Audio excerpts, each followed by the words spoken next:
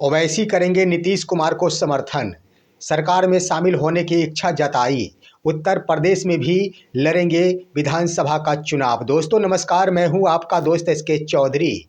आखिर एआईएमआईएम जिन्होंने राजद के 20 सीटों पर नुकसान पहुंचाया, वहीं एआईएमआईएम के संरक्षक राष्ट्रीय अध्यक्ष असदुद्दीन ओवैसी ने नीतीश कुमार को समर्थन देने की बातें कही है।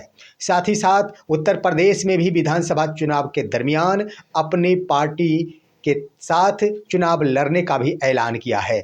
आइए दोस्तों, आज के इस वीडियो में हम चर्चा करते हैं कि आखिर ओवैसी उत्तर प्रदेश में चुनाव लड़कर किसे नुकसान पहुंचाना चाहते, किसे फायदा पहुंचाना चाहते और क्यों नीतीश कुमार को समर्थन देने की बातें कर रहे हैं। इस पर विस्तार पूर्वक चर्चा करने से पहले अगर आपने अभी तक हमारे इस चैनल शौर्या हिंदी न्यूज़ को सब्सक्राइब नहीं किए होंगे तो कृपया अभी सब्सक्राइब कर लेंगे। दोस्तों मैं आपको बता देना चाहूँगा दोस्तों, ओवैसी की पार्टी एआईएमआईएम जो महागठबंधन को इस विधानसभा के चुनाव 2025 में काफ़ी नुकसान पहुंचाई है। हालांकि 5 सीटों पर जीत हासिल की, लेकिन आरजेडी के यानी महागठबंधन के कुल 20 सीटों को भारी नुकसान पहुंचाया गया।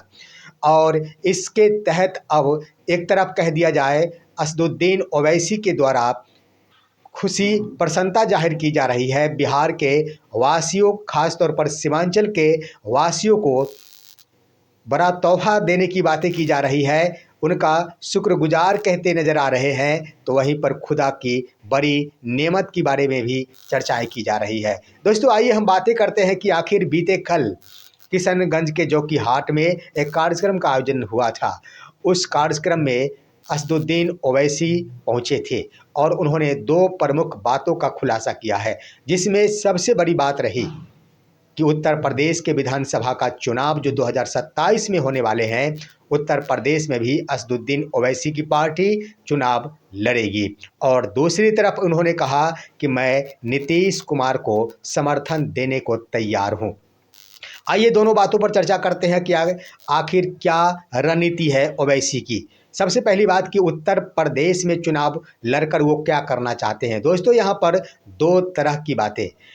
सबसे पहली बात कि असदुद्दीन ओवैसी उन्हीं सीटों पर चुनाव लड़ते हैं जहां पर मुस्लिम वोटर्स की ज़्यादा आबादी होती है। और मुस्लिम वोटर्स आप सभी को पता है कि महागठबंधन के समर्थन में है, जिसके कारण जहां भी मुस्लिम वोटर्स की ज़्यादा आबादी होती है वहां ओवैसी के द्वारा अपने उम्मीदवार खड़ा करके महागठबंधन को ही यानी आरजेडी को ही नुकसान पहुंचाया जाता है, जिसका नतीजा हुआ कि 20 सीटों पर नुकसान झेलना पड़ा महागठबंधन को बिहार में। ठीक वही प्रकार उत्तर प्रदेश का हाल है। उत्तर प्रदेश में भी मुसलमान यानी मुस्लिम वोटर्स समाजवादी पार्टी के खेमे में है और वहां जाने के बाद भी ओवैसी के उम्मीदवार अखिलेश यादव की पार्टी को ही नुकसान पहुंचाएंगे। ये बात सही है कि जहां ज़्यादा संख्या होगी वहां पर ओवैसी की पार्टी की जीत भी सुनिश्चित होगी। जैसे बिहार में 5 सीटों पर एक बार फिर से उन्होंने जीत की, ठीक वही होगा कि वहां 4 से 5 सीटें जीती जा सकती है, परंतु समाजवादी पार्टी यानी अखिलेश यादव की पार्टी को बहुत बड़ा नुकसान पहुंचाने की कोशिश जरूर की जा सकेगी। आखिर इसके पीछे का रहस्य क्या है दोस्तों? अगर पूरे बिहार भर में ओवैसी अपनी पार्टी के अस्तित्व को ऊंचाइयों का स्तर प्रदान करना चाहते हैं तो तमाम सीटों पर चुनाव क्यों नहीं लड़ना चाहते हैं? दोस्तों यहाँ पर मैं कहना चाहूँगा कि 2 तरह की रणनीति बनाई जाती है। एक तो कम सीटों पर चुनाव लड़ते हुए कुछ सीटें हासिल कर ली जाए, सबसे बड़ी बात ये। और दूसरी बड़ी बात कि पूरे बिहार भर में अगर चुनाव लड़ा जाता है तो इसका नुकसान महागठबंधन को नहीं हो पाएगा। इसका नुकसान महागठबंधन को नहीं हो पाएगा, इसका नुकसान एनडीए को हो जाएगा, जिसके कारण जहां ज़्यादा वोटर्स मुस्लिम वोटर्स होते हैं वहीं ओवैसी अपने प्रत्याशी को खड़े करते हैं। ठीक वही स्थिति बनेगी उत्तर प्रदेश में। तमाम सीटों पर अगर चुनाव लड़ा जाता है तो कोई बात नहीं, जिस तरह का हाल प्रशांत किशोर को हुआ यही हाल होगा, परंतु तमाम सीटों पर चुनाव नहीं लड़ने के पश्चात आखिर जो एनडीए के विरोध में पार्टियां हैं उसी को नुकसान पहुंचाया जाता है। दूसरी तरफ उन्होंने खुलासा कर दिया है, उन्होंने बीते कल ही कहा कि मैं नीतीश कुमार को समर्थन देने को तैयार हूँ। उन्होंने कह दिया कि हमारी पार्टी की ओर से सरकार में समर्थन है, मैं समर्थन देने के लिए तैयार हूँ, परंतु सीमांचल के विकास पर ध्यान देना होगा।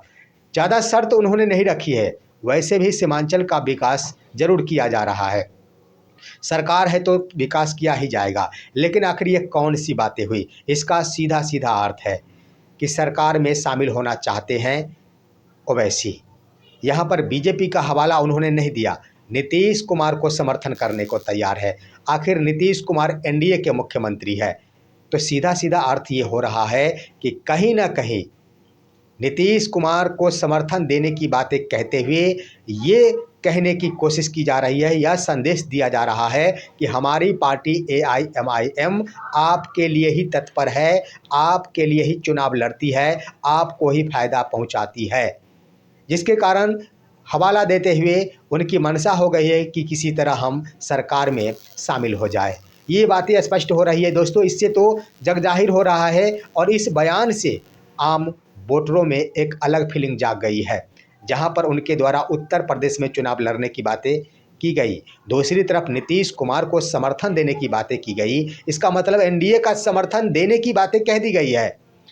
तो आखिर मुस्लिम वोटर्स एनडीए को समर्थन करेंगे क्या? ये बड़ी बात है, यह बड़ी बात है, कदापि नहीं। इससे AIMIM को नुकसान होगा, ओवैसी की पार्टी को नुकसान होगा, मुस्लिम वोटर्स खपा होंगे, यह तो स्वाभाविक है। अब आइए दोस्तों, उन्होंने बीते कल के उस कार्यक्रम में कई बातें कही है। उन्होंने कहा कि मैं प्रत्येक 6 महीने के अंतराल पर बिहार आऊँगा और बिहार आने के बाद जो भी समस्याएं हैं उन तमाम समस्याओं को सुनूंगा और अपने 5 विधायकों से विकास के क्रम में जायजा लूँगा। साथ ही साथ उन्होंने कहा कि हम तमाम विधानसभा क्षेत्र जहां से विधायक चुने गए हैं वहां पार्टी का 2-2 कार्यालय बनाएंगे और तमाम विधायकों, जो 5 विधायक हैं, उन सभी के ऊपर जिम्मेदारी दी गई है कि सप्ताह में 2 दिन दोनों जगह बैठते हुए आम जनताओं की समस्याओं को सुनेंगे, उसका निदान करेंगे।